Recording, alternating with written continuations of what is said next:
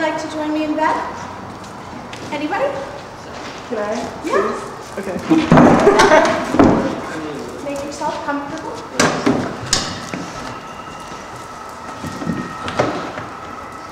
This is 3 little stories about intimacy, or how I learned to stop worrying and love the bomb.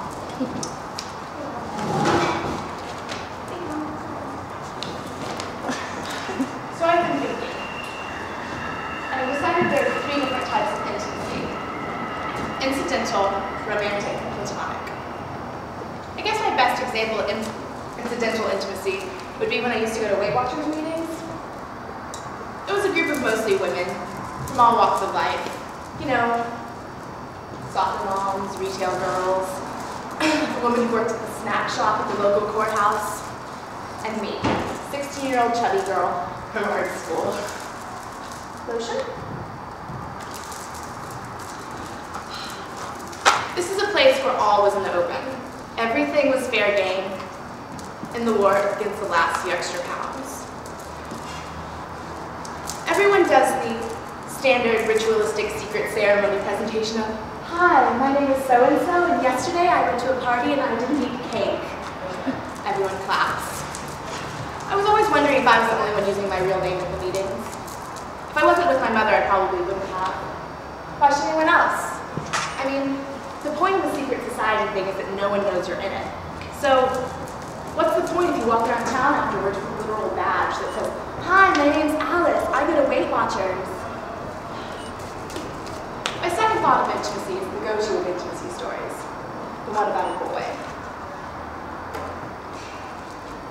I have a checkered romantic past, like many of you.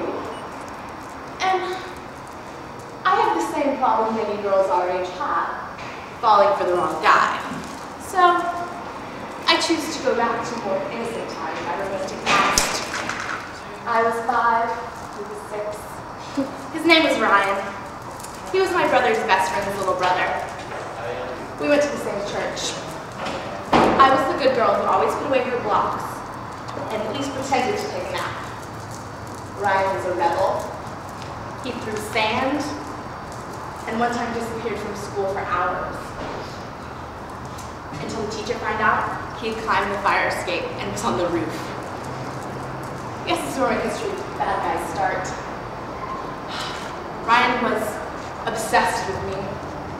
I wanted nothing to do with his rebellious nature, though. One day, we were sitting on the trunk of my parents' car, and he tried to kiss me. I pushed him off the car.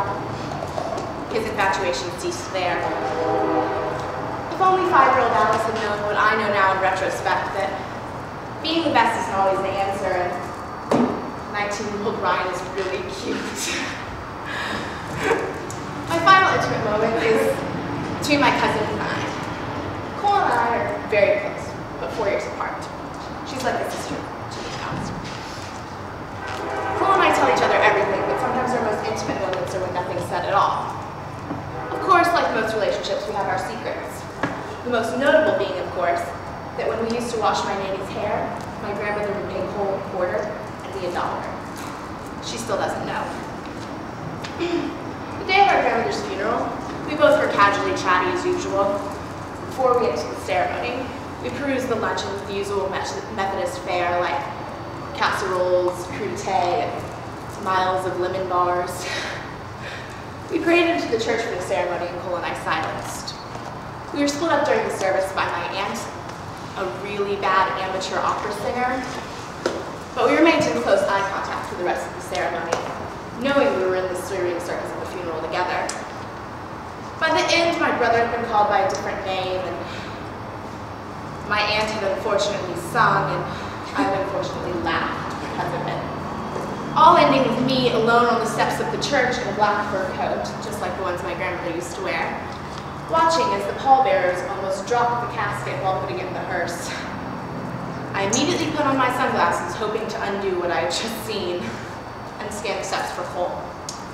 Cole and I shared a glance behind tinted, oversized shields, and a knowing nod at a thing that few people at that funeral probably knew.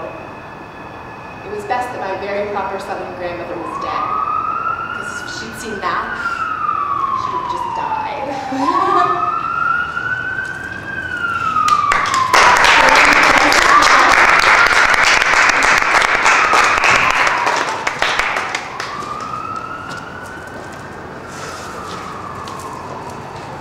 you.